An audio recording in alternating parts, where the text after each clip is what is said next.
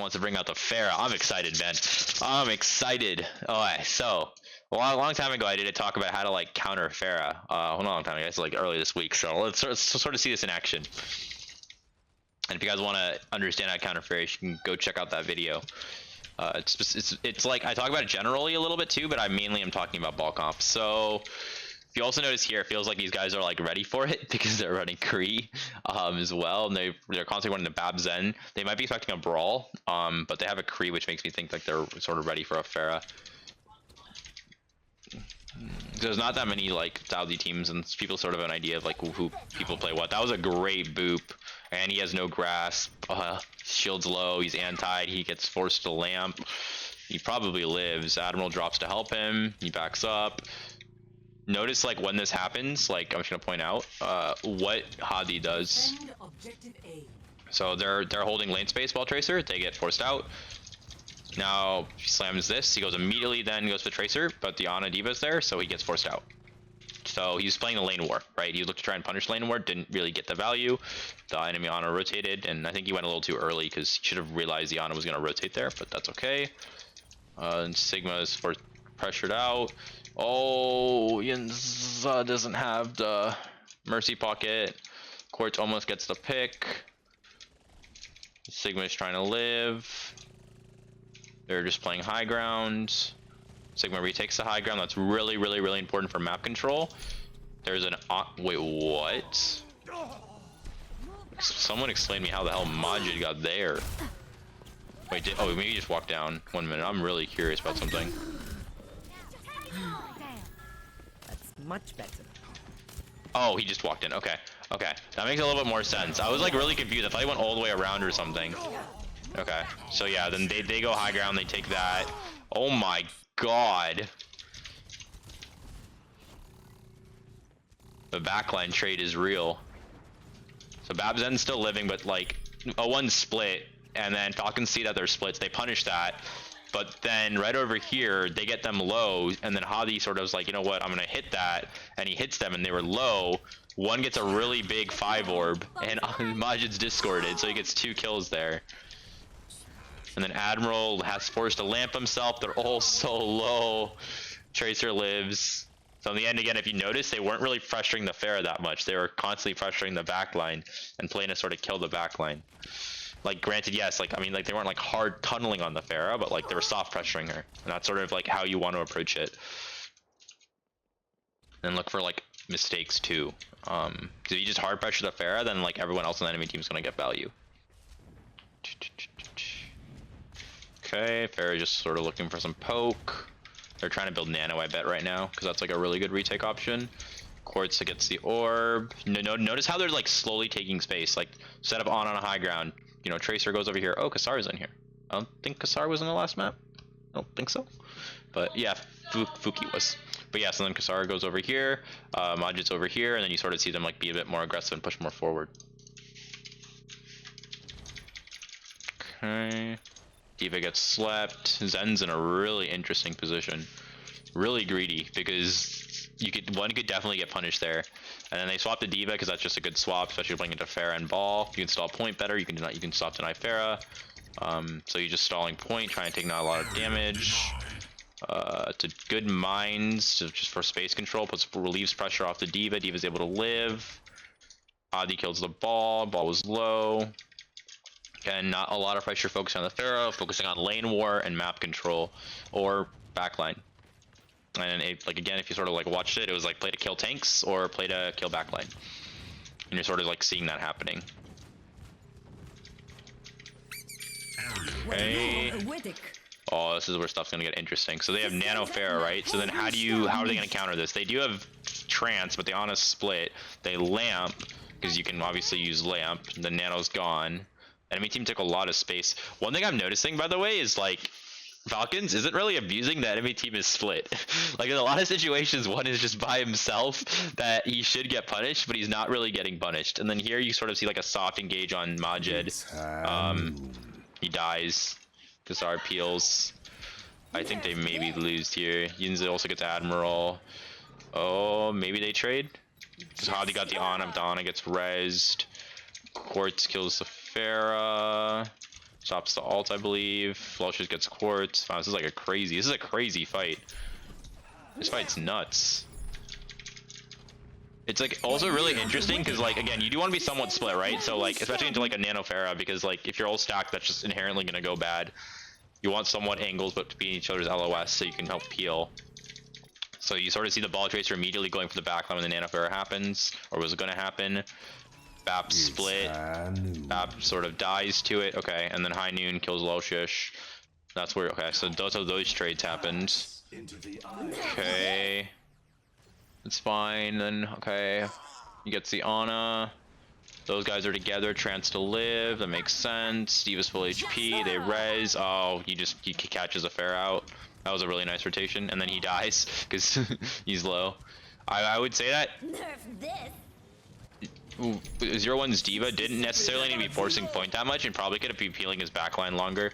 And then could have peeled his backline longer and like McCree didn't die and they played a little bit better together, like not necessarily together but like in each other's LOS so they could like peel for each other. I think 0-1 would have actually won that, but that was still pretty impressive. What are the teams? It's 0-1 esports and 0-1 esports and Falcons. Falcons Saudi team. Okay. So, okay, there's a big mines there. Pulse on high. They're still running it. They have nanoFARA again, so that's gonna be a little tricky to deal with. See how they deal with it. Big mines actually kills Tracer. One thing also that's really interesting, because you're playing, you have Zen, Bab Zen, right? Is you have Lamp to deal with Nano, which is like a very interesting concept. You have a lot more heals. Your tank, your Diva can play more aggressive as well. You're not Brick Zen anymore, so that gives your Diva more reliability. Also, on top of that, you also have Window, which I think is just good, and your Bab can pressure Pharah very easily. And you still keep the Zen, which is great because you can discord their tanks and orb your Tracer. So like I sort of like this a lot. I like this a lot. What are we eating for food?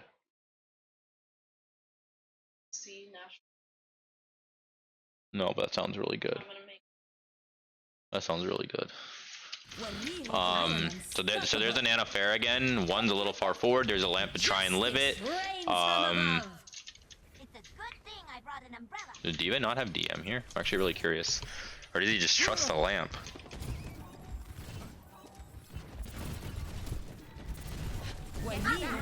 Oh, he boops. Okay, he doesn't have DM. Okay, interesting. Granted, I don't think flying at the Mercy there was probably the move. So now I'm gonna show again what does Loshish do when the nanoFARA happens. Look, immediately they go to trade the backline. Immediately, whenever the nanoFARA happens, constantly trying to play to kill, to kill the backline. So Smaja dies, right? And then like, if Calyx did peel, then Yinza would just probably die. And then they trance and they go aggro, so they live against nanoFARA again. And Quartz gets that, and you sort of notice Quartz is just sort of flanking a shit ton, getting his own angles. He has heal pads, doesn't really need that much. It's good help. Hadi lives. Oh, Diva's low. Kites, okay. Get some BAP heals. One dies. How does one die here? Oh, one doesn't kite properly, that's why. One's over there inside the hotel. You should be like where Soldier or BAP is. You're just in the wrong spot. Okay. Fixed positioning a little and kiting. That's unlucky, man. Also, do they not have ults to push back in here? Oh, they should be looking for like attack visor or something, or pushing in with like a window pulse. That's unlucky. Because they should have won this fight 2 off ults, in my opinion. Oh, unlucky. And then they try and turn it here. Might be doable, but hard. Yeah, the ball is just in his face, so he sort of doesn't get a lot of value. Mercy reses. Dude, Mercy res is super annoying. Diva bomb, try and turn. Oh my god, Calyx is 1 HP. Okay. Same thing. nanoFARA. Notice how now they swap the Tracer Sombra, right? So they can like play it again. Sort of the options. They can play to, kill tanks, pressure backline. And sort of, again, something I talked about in that video. Oh, they hacks the Pharah and just blow up the Pharah because the Pharah is close. Still running the Bab Zen. What's interesting here also is if you sort of notice this, the enemy team has a lot of space control. I do believe they're down D.Va, so like it's harder to push cart or sort of have pressure with your core. Nano happens, so they be a bit more aggressive. Mine stalls point, so you basically trade mines for Nano, which I think is like actually a really good trade considering the enemy team is Pharah. Lulch just dies here, which is really bad. How could that have been avoided? I think he's just in, right? Like he's just really in. Granted, in my opinion here, when you're Nano Pharah, I think like Pharah needs to be in too. So it is definitely a weird spot though, because like blue teams can kite really well and like sort of play this Mega that's right over here. What can I draw? There's Mega right over here. Okay, now they're stalling points. Hazi goes for actually a really nice rotation here. Look, so he goes for the sort of like flank angle. Now Babzen's able to sort of take more angle. They discord the D.Va, force D.Va out. Once D.Va's out, then you see a Sombra. Again, pressure the core. Once you go there, you take more space, and it's sort of just easy. You sort of notice this constant discord on D.Va, where D.Va just sort of, again, just sort of gets forced out really easily.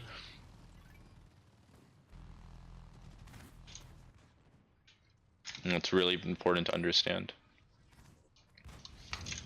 Okay, the retake. Valk, Mines, Barrage, EMP. Should be pretty clean if you have a good EMP. Pressure on Mercy. Oh, it's not the best EMP. It's only on ball. And that's just not it. Unlucky. Then trance happens. Okay. Keep teams up. Pulse. Nobody dies. The pulse. They mines. Lulch just gets a good mines. That's it. They messed that one up. They did not set up correctly. They should have like positioned just a lot better.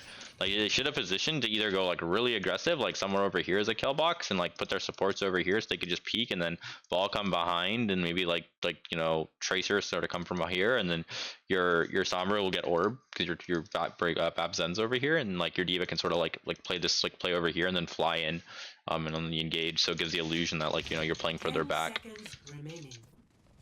Or do something like that. I think that would have just been better. It looks like they tried to do that because their Babson did try and play that angle, but they needed to really set up higher and closer. Unlucky. It's like small mistakes, man, from like 01, where I think if they had like a few things better, like they would be a lot cleaner. The payload has reached the checkpoint. Okay.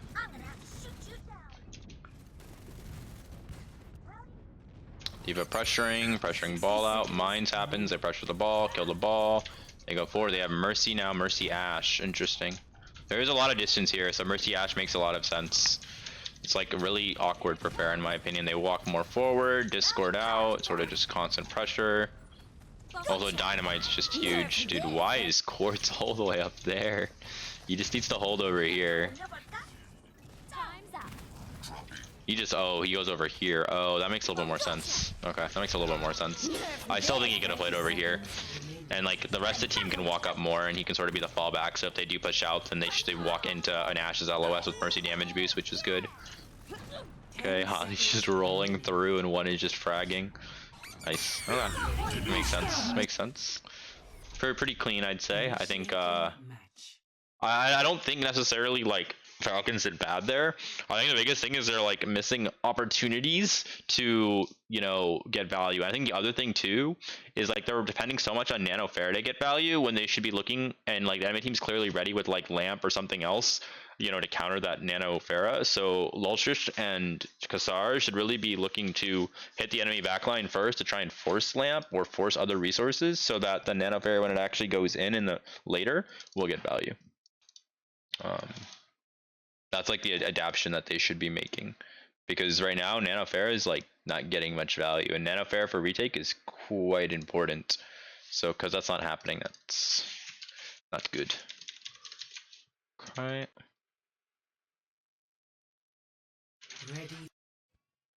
Ready.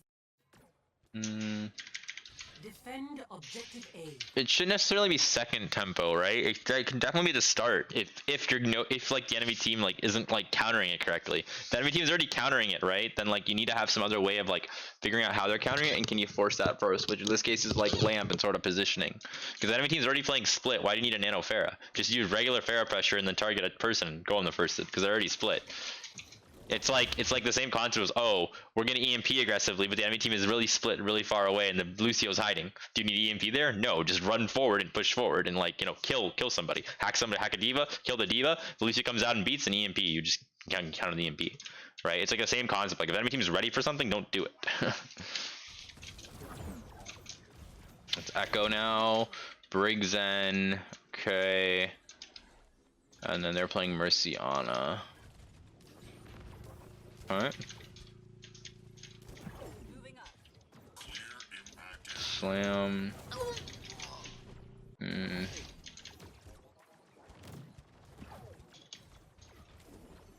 Yeah, Admiral really just gets like shot across the map. Damn, man. He just got rolled. He just got absolutely just destroyed. Greetings. That's crazy. Jamming's follow. They walk forward now, I'm assuming. Alex is playing a live. I think he probably could have walked a little bit more there, but it's fine. I think he's probably scared of Hadi coming back in. Probably got to be interesting for Calyx because he's like playing versus Hadi, who like he's played with before. Hadi gets Kassara. That's an interesting pick. They're peeling. There's a lot of like unnecessary stuff happening here. So Lultrich is low, right? Kite's back. Now again, like I'm gonna keep saying it's like the Diva War, right? And it's like really important to understand the Diva War. So if you look at this, look where KSA is and look where MOH is. So KSA is holding a lot of space right now, and like that's inherently allowing the backline to get a lot of value. He uses fly and he goes back up. Now makes sense at the time because you know ball tracer's out, which means every team is gonna push forward. So, and if he stayed longer, he would have got forced out damage. But now that his ball's back, he should have dropped really early here and started taking pressure. Let's see when he drops and starts taking pressure. He does it like now. He uses rockets and goes on a tracer. He doesn't pressure the diva, and then he gets forced out instantly. Right? Like that's sort of a problem in terms of when he drops. He should have honestly dropped a lot earlier, like even before I said probably. And that in my opinion is first of all important. And the other thing too is like the angle that Yinza plays, so that when they push back ebb and flow wise, he's in a position where he can pressure tanks or pressure the squishy and get a frag. So like we see here, they all literally kite to the same angle, which is just not good because that angle is really easy to anti-LOS. You anti-LOS is just positioning right over here. If you now played over here as Echo, right, and sort of like played over here, that would give more options because he could shoot here, create a crossfire, inherently better. So because of this, they're all stacking. That just messes with a lot. Like you can start to see how comfortable one is. You know, you see Quartz going in. He probably gets an insane sticky right over here, looking for a beam, pulse bomb. He gets a pulse bomb kill. Yeah, so they sort of just mess up with their positioning and sort of, you know, when to drop as well. Unlucky. Oh, there's some macro mistake there. Objective lost. Okay, Nano, Echo Alt. Okay, Calyx, everything. Let's see here.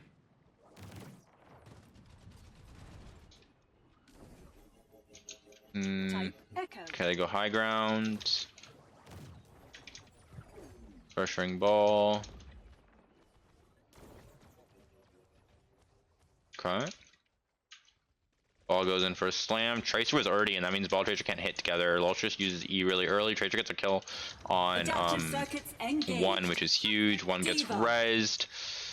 This is like, it's a good positioning, but again, like I'm just noticing, like Yuza's positioning is a little awkward there in that mid fight where he's stacking. They hard commit here. Oh my god, they hard commit, and then Yunza dies, Diva. Then they rally in, and then Hadi uses mines to, dude, what is happening here? This is like they're like committing, but they're not getting any value. Like it's always like you're committing, and like it's happened even on before, right? Where you see like, you know, 0-1 just living versus like the enemy aggression, and that's, there has to be like a change in that in terms of how they play, whether they play second or you play more aggressive. So that's a huge kill, right? What I'm also noticing is like there's no brawl aspect. Calyx isn't really brawling. He's sort of playing really slow here, especially when the ball's peeling and stuff. Calyx really should drop and push, because they have trance if it's really needed, which I'm not saying he forced out first, right? But in the end, Majid ends up transking going really aggressively when, you know, you'd much rather rally obviously first and trance after. But if Calyx dropped and started brawling, he probably would have built like rally and probably would have lived too, because there's also a corner here. He would have applied more pressure, and that's really what was needed. So he's playing too passive, man. And then that's a really big kill. Then you rally and you keep going, right? You're on the diva. Everyone's on different targets though. You can sort of see that like these guys are on the Ana, these guys are on the diva. Because of mixed target focus, the mines happen, splits people up even more. That doesn't end up going very well. So that for initial push, right? They're on different targets, plus the timing also really messes up their play there. I will say though, 0-1 did a decent job, sort of living in my opinion, but I think based off how Falcons pushed, it wasn't like what I'm more most impressed with that Yin's died there. Actually, I think that was pretty impressive considering all the heals that was happening. Okay, I think they'll probably cap here. I don't think they can retake. If they do, that's really risky. Okay, that's a really aggressive retake. They also use mines and echo at the same time. Enemy team only is coming up on nano. They use 2 ults here. Lulcious just dies to, you know, mercy echo fun. And the enemy team just plays slow now again. He gets a Lulcious gets a lucky kill on UV. Diva bomb to force out. Enemy team's playing a live. Okay. Diva lives. Now they push with a nano echo. Lulcious gets Ana. That's huge. Quartz looks to go after the enemy echo. Gets the echo. Copy on that. There's a trance again from Majed. These fights again are quite good, I'd say. It's not like they're like they're pretty close. It just to me again, like when I see something like this, right, and then I see like people not walking or like getting value or like looking for more like pressure, that's a problem. Like they need to like push up more, otherwise the enemy team is just gonna kite, and they're gonna keep playing slow, and like you have to play on this card, and they're gonna get angled on by like a bunch of angles, and eventually they'll build the ults that they want to turn the fight, and you may not be able to like win those. In this situation, yeah, you can because you have trance, but it's a little scary. Then you have to win the ebb and flow later. But here, like you're shifting in, right? Which you have a trance, so it's okay, and you kill Ana. You also look where Zen Brig is, full split. I also think like KSA is looking to go on the Mercy. Okay, that makes sense. They go on Mercy. Tracer's on somebody else though, so target focus a little bit off there. It's a really good trance actually. I do think Alex should be building faster rallies. Not building it as fast as I think he should be, and they end up winning it. Wow. That retake really worked because like they had ult advantage. It was just a little risky because if they don't win that, they probably still stabilize. They only have one other fight. They probably stabilize because like again they have ult advantage, but it's just risky. Again, same position as high ground. Rally diva bomb. I just want them to go, man. I literally just want them to go. Area denied. Tracer Sombra now. So they now have Tracer Sombra. So they can look to punish tanks, they can look to go backline. Based on the enemy team composition, you definitely want to play to punish tanks more because your backline's got Kree, so it's inherently hard to like kill backline. So playing a punish ball or pressuring diva and winning that core fight is definitely what they should be looking to do. At least 0-1. Yinza wasn't really in the proper setup position to have a lot of like options based off how that fight went. Like, you know, right over here, you know, he should have been in a position where like he could like do more, but he sort of wasn't in that position, so he didn't get a lot of, got forced out early. The rally happens and he sort of goes in. Just a little awkward rally, to be honest. Calyx looks like he's a little rusty, to be honest. Or the team's play style that the team wants to play doesn't really match how he wants to play. Because he wants to play like a lot slower, and the team like seems to like some of them want to play really fast. So I feel like that inherent play style is just not matching, and it's conflicting.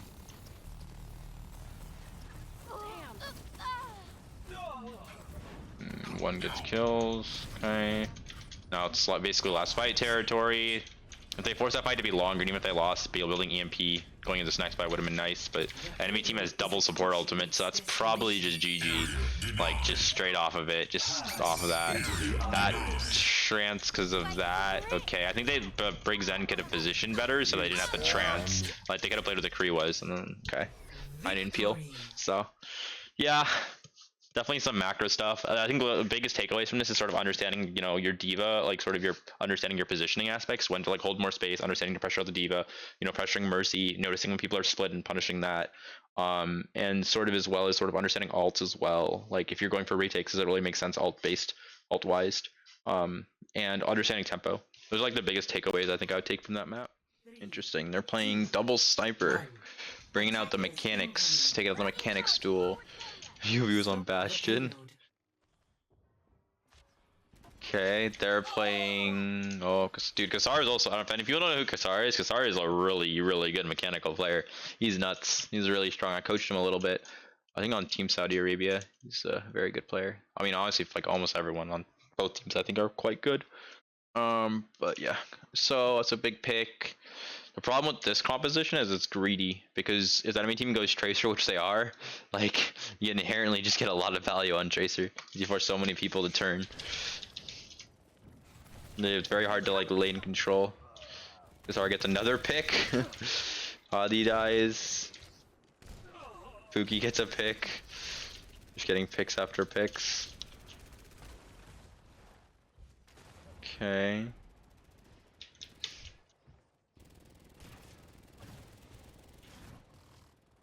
He plays the high ground. They're playing for. It's interesting because technically they're stacking shields, and it seems like they're doing a pretty good job actually of like shield economy. Also, KSA and Luscious have played together on a team, so they probably have decent synergy. There's a kite, it plays slow. Okay, there's that. Honestly, their shield economy is really good. The issue is, in my opinion, is like, I think I'd rather prefer them give space in front and then play web.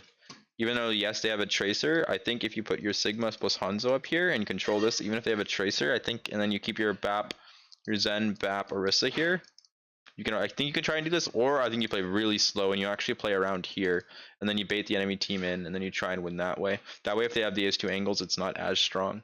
I think if you hold here though, and they have this angle plus this angle, you just lose, because you'll just sort of like this is really hard. Whereas if here, let me make it easy. You're here, and they do this, that's just going to be difficult. But if you're over here, and they do this, I don't think that's as bad. And you have a corner, and you can stop cart. So if you are going to, like, just play further back.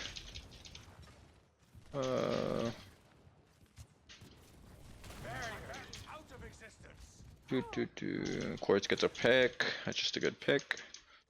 There we go, more map control. Notice how Sigma is actually pushing cart and Orisa is going on an off angle because Sigma can hold space better. Orisa would take more damage, so that's just really smart rotations actually by how he takes an off angle instead of playing with the core, so that they can play more angles. And now this is where, like, this is what I'm talking about. Like, this is the angles and this is the position they were sort of at. They're down a sniper though, so here they need to try and, like, they're stacked, so they need to force an angle out because they play this corner. They can sort of ignore main to some extent. You can sort of like look over here, force this out, then push up, and then go from there. Oh, they're forced to lamp. Oh, he gets him to 1 HP. Sorry, gets him. Nice. Got a touch point. Okay, transfer point. Oh, it's a window peel. Oh, that's a really big dragon. Kassar needs to. Dude, Kassar is doing work, man. Holy moly. One thing also, I don't know if you realize, there was no flank play. No one made that play. Like, they really hard held this corner and they held these areas and sort of just tried to brute force and play the corner environment and force people out. But I think this play and then going for like a pinch would have been really good, because you could have pushed like that, then my team could go there and you can kill this. And a Hanzo could have done that really well. I'm not saying, again, I think how Kassar played was fine, but Zen could have also done that as well to get more meaningful damage instead of shield damage. Tracer dies, he's getting spawn camped, I think. Bongo for pressure. Dragons. Oh, KSA's low. You kite. Okay. And they immediately go for Calyx. And if you see these Tracers getting insane value, man. Like, the tanks got split. Okay, got a nice kill there. But the tanks got split, and then on top of that, the Zen's dead. So BAP has like very little like peels there. It's just a lot of value. Yeah, I'm telling you, I think this guy is probably gonna be one of the top flex support players very soon. Tranquility. He just fixes his reload and like some positioning issues. He has like some small bad habits.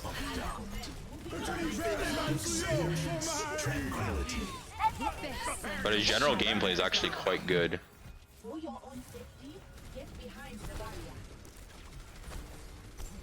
You think you can top him?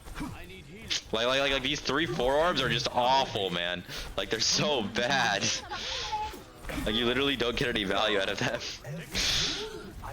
And his mid-fight positioning here is just weird.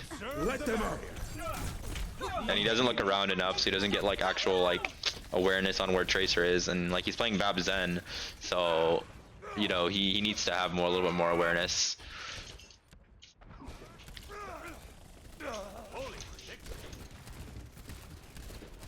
You know, let's go. Well, just got caught out in open space. KSA die? Oh, KSA split. Okay. Why did he drop so early? That's fine. Flux window sights for trance. Oh, KSA died. Okay. Now Loshush is in a really weird position. I also think this is just not the position you want to hold. You want to bait them more forward. Oh, he's gonna die. And then like your BAP's also in a weird area. That's just unlucky. You should have just held this high ground here and just chilled and then just off angled and baited them to come more. And when they were over here, then then gone more aggro and sort of played like these 3 points like here, here, here. Oh, that's a bad color. Here, here, here, here, and the Sigma lived, it'd be something like this. And then I think you would have had a really nice angles and webs, and I think it would have been better.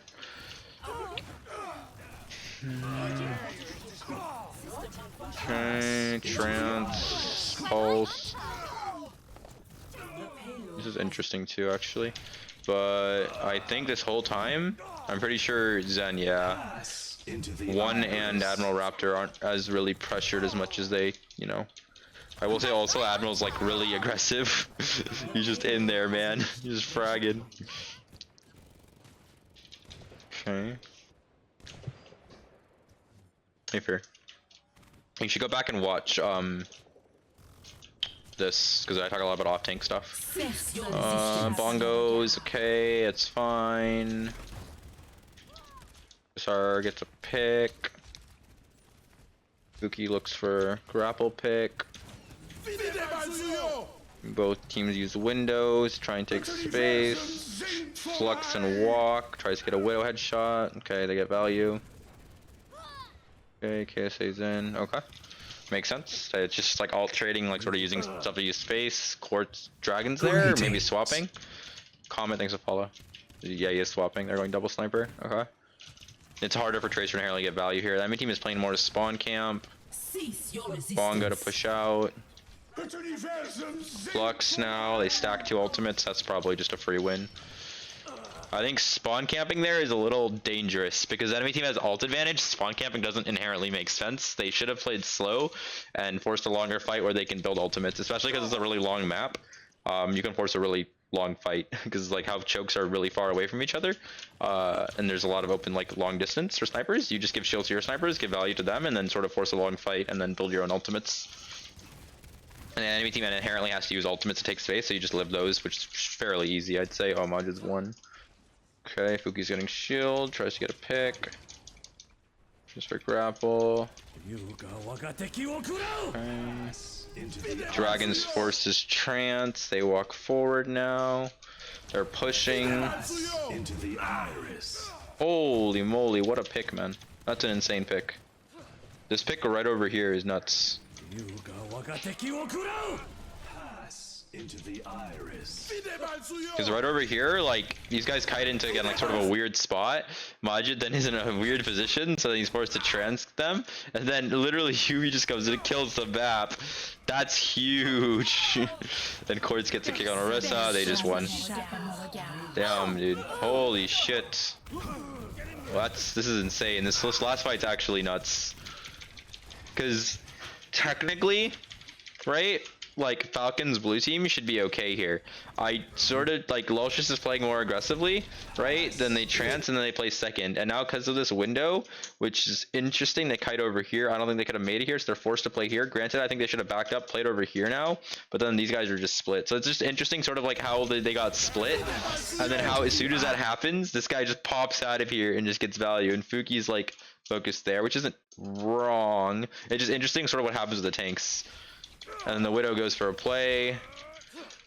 Yuvi's flanking, jumps out, gets a kill. Sights happen. Yeah, it's very interesting. It's like the tanks again, like some weird like positioning based off the tempo of like what the team I think should do. The tanks are playing in a different way, in my opinion. Initiating. Whether it's mid fight or like start a fight, it feels like the team's like not on the same page. Or macro just feels. Ready for. I think they're macro positioning based off of what they should do. Off or wrong. There's different play styles too, so like they could again be playing to play first, playing to play second. They could play more, position more for brawls or whatever. Obviously, Hadi